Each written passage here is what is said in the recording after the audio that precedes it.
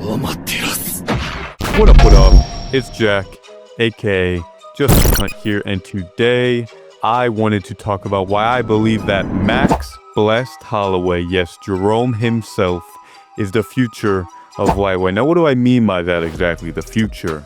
Well, quite simply, it means I think he's going to be the best fucking fighter at the division, at least for now. And I will be breaking down his potential 7 future opponents and explaining why I think that he either beats them or has a solid chance against them. Anyway, moving on. Starting off with Justin the Highlight Gate. Dustin the Diamond Poirier. Now, he is currently fighting in approximately 7 to 8 hours. So this video has a very short lifespan in terms of how it's going to age. I'm either going to hit this shit out the park or be dead fucking wrong. So I am here to say that yes, Max Holloway has a great chance against Dustin Poirier. Now, there's a multitude of reasons for that. First of all, I feel like the biggest thing that betrayed Max was his distant management. Specifically, Dustin Poirier did an excellent job of countering Max. What Max likes to do, not as much now, he's gotten better, which I'll bring into later, but during the first Dustin fight, he would come in, land volume, and try to just be the littlest out of range, like the slightest bit out of range, so that when an opponent, in this case Dustin Poirier, would return a shot back, he'd be able to get out the way and immediately hop back in. But I believe, as we've seen with the Justin Gaethje performance, even the Ilia Poirier performance at moments, he's doing a better job now of using his kicks, which I do hope he will use, specifically a spinning back kick, body kick, oblique kick. Poirier's got some fucked up hips, so limiting his mobility even more I think is going to be a great shout. And in addition to that, just not trying to just put on pressure 24/7. Max is doing a better job of being much more educated with it. He's not always going forward. He's not always in the fire. And I feel like that's what got him caught a lot, especially against like Jose Aldo, caught him and rocked him a little bit with it. It's a problem that he has since then, I believe, solved. So what Dustin would do was that when Max would do that, he'd come in, he'd come out. Dustin did a great job of countering him on the comeback, and that's how he would rock him multiple times. You can see in this fight is where he'd land big combinations on Max.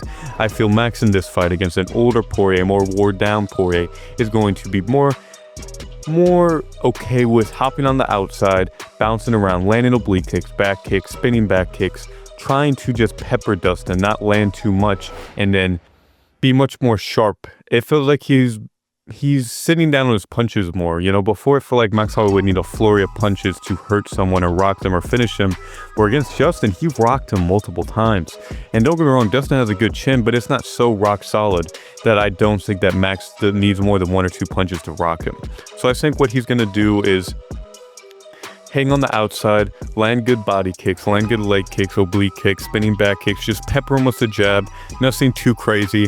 Dustin's going to be coming forward trying to counter him, but I think Max is going to be okay with disengaging, just touching him. And then as he goes on, as he starts to wear on Poirier, I think he's going to get more comfortable and start to land great 1-2s, hard shots. He has a good check hook, which he used on Ilia a lot, and I think he's going to do a great job of Ilia, similarly to Dustin, used a Philly shell, not the same exact type, but he will use that similar type of defense, and Max did a great job of shooting over the guard. Now it's going to be a little bit harder with Poirier because he's a little bit bigger, but I think he's going to be showing a higher level of accuracy and picking his punches better. So I think he's going to be able to shoot against Dustin.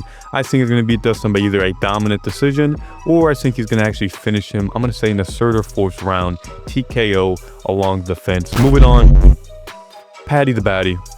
This fight's not talked about that much, and I wish it was, because this is potential. You know, Dustin's going to retire soon, Justin's going to retire soon. Charles Oliveira, even Ilia and Islam don't seem like guys that are going to, run the wheels until they fall off. I think they're going to get a couple good wins, solidify their legacy, and head out. So this fight with Max, who's quite young still, this is still a high possibility of happening. And Paddy Pimblett, I don't think many people are picking him against Max, but for the sake of it, Paddy's wrestling is not the greatest. He still does have quite good wrestling. He took down Chandler, did incredibly good with jiu-jitsu, but in general, he's someone that needs a level of finesse to get a takedown. He's not the type of guy to just blast double leg someone, which I feel like that's more so what Max is susceptible to. Max at this weight is going to be bigger, stronger, and I feel like technically he's someone that has great takedown defense, but sometimes against Ilia, Volk, Even Conor McGregor, as far back as that was, you saw that last double legs, very athletic takedown, something that catches on guard, does a good job taking on. But even then, Max can get up. Max has an incredible ability to get up off the ground, off his feet. And as we saw in the Yair Rodriguez fight, doesn't have a problem using jiu-jitsu offensively and ground and pound to control and attack people. Where I feel like Paddy's going to be okay with on his back, unless he gets Holloway's back, or maybe he could pack camp him. I find it difficult to imagine that Paddy's going to have an incredible amount of success on the ground compared to how he did against Michael Chandler. In addition to this, I think quite simply Paddy's just going to get outboxed. I think Holloway doesn't compliment it too much. I think Paddy's someone that he actually can pressure against. Paddy has power, but it's not crazy. It's not enough for me to look at Poirier not be able to finish him and Ilia having trouble landing on Max, that I think Paddy's gonna hurt him unless Max's chin is just shot, which I don't see to be the case. I think Paddy in this fight is just gonna get outboxed, gonna try and land kicks. I think he's gonna get swarmed. He's not as good as a kicker as Jair, and we saw that Max is going to swarm. He's gonna crowd that type of kicker, or I feel like that's the only way where Paddy can really have success on the feet or in the boxing. He's gonna get tuned up. Do I think he's gonna get knocked out? Not necessarily. I see it be more similar to an Arnold Allen performance, not just because they're both British, but more so Paddy is very tough. I think Holloway's going to be fine camping, just cruising to a nice, comfortable decision. I think it's going to be 3-2, 4-1 max. Good decision, but Paddy's going to have his moments. Moving on, Charles Oliveira. This fight has been talked about for a while just because they did have their first fight at featherweight where Charles, I believe, tore like his esophagus or something. I forgot what it was, something in his neck that cut the fight off early. But I feel like with Max, the problem with Oliveira is that he doesn't have the size advantage and he's not going to be able to bully Max. Oliveira seemed like he has to bully a lot of takedowns. Unless it's against someone that doesn't have the greatest jiu-jitsu, like Dustin Poirier, who is susceptible to getting his back taken and getting choked out, where I just don't see that happening to Max, who's even bigger than Dustin, who's about the same size as Oliveira. I think Oliveira's going to have trouble. And at this point in his career, Oliveira doesn't seem to have that same, not necessarily not have that same pop in his punches, but sometimes with fighters, they'll have big moments where they'll get like a big KO or big knockdown. Joaquin Buckley, for example. And then it'll be done in a way that's not known by them. So like Joaquin Buckley was a spinning back kick. Multiple fighters you can put it here as examples, but similar to that, what happens is that people will take that and will kind of assume they're a master at that game. Not to say that those shots are fluky, but more so they're not the most consistent. And I don't see Oliveira having the most consistent offensive striking. He has good offensive striking, but against high-level competition, he just struggles to really hurt people. And I think against Holloway, it's going to be no different. Holloway in this fight isn't going to need to swarm Oliveira. I think he's going to do a good job of being able to pick apart Oliveira and then pressure him later as Oliveira starts to gas, as he has. Not gas hard, he's just slowed down as the fight goes on. You just kind of, with the type of pace that Oliveira tries to put on, it just happens. So unless Oliveira lands a right hand, lands a straight shot, and rocks Holloway, I don't think Oliveira having a lot of success unless he's able to pull guard, drag Holloway to the ground. And even there, I don't see him doing more than just winning around, back camping him, or maybe controlling him. I think Max Holloway is going to have, at this point in his career, good enough jiu-jitsu defense, good enough wrestling defense to defend the takedown from Oliveira, stop the grappling, and then on the feet, with a little risky in the first 2 rounds. As it goes on, be able to land on Oliveira, especially Oliveira now with how his chin's been really fucking cracked. I can't imagine he's going to be more durable. If anything, he's going to be less durable. I just see Holloway going in there, outboxing him, and I see him finishing Oliveira late. I'm going to say with body shots, probably 4th or 5th round. Just a later onslaught. The thing that you've noticed that the way you beat a guy like Max Holloway is that you either have so much firepower and so much precision that you can just knock him out, such as Ilia, or you have such a mixture of incredible cardio, incredible distance management, and volume to keep up. So like a Volkanovski is a good example of this. You need to be able to keep up with him for the whole fight, and you need to be able to just to outpoint him almost, or have enough firepower to get him to back up like Dustin did. Moving on though, here are the 3 hardest fights for Max, and these are the ones that I'm not going to say confidently that I'd pick Max. These next 3 fights are going to be the hardest by far and are going to be the make or breaks. Specifically this Arman fight. Max is going to run into Arman. Armin, if not Max, is the future of this division. I think most people would agree with that. He's the future champion, assuming that Ilia doesn't stick around and Islam doesn't stick around. But Armin's not invincible. Few key sayings. Armin slows down as well. He has great cardio, don't get me wrong, but he definitely slows down, as we saw in the Gamrot fight. The longer he wrestles, the more prolonged it is.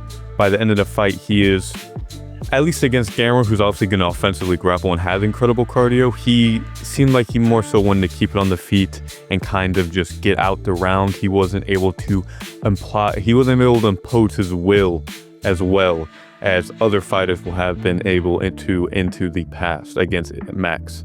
In addition to that, Armin doesn't have crazy submissions in the UFC. Obviously, he has some finishes, but overall, he's more of a ground and pound guy. He's more so someone that goes for control time, get the back, but he couldn't submit someone like Demiraz Magulov, couldn't submit, obviously, Oliveira, couldn't submit Gamrot. Against high-level competition, he struggles to really finish these guys consistently if it's not due to ground and pound, like against Joel Alvarez, who he cut severely. He's going to have a hard time finishing Max, who already doesn't have who already has great BJJ defense, where Armin's, unless it's against Justin Gaethje, he's going to have a struggle submitting people. In addition to that, Armin's pretty sloppy. On the feet, he's very sloppy.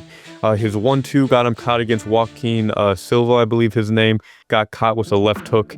And overall, he's just someone that is sloppier as the fight goes on in the stand-up. And Max, at this point, that we saw against Justin Gaethje, who he rocked multiple times, who in my opinion is just obviously a better striker than Armin.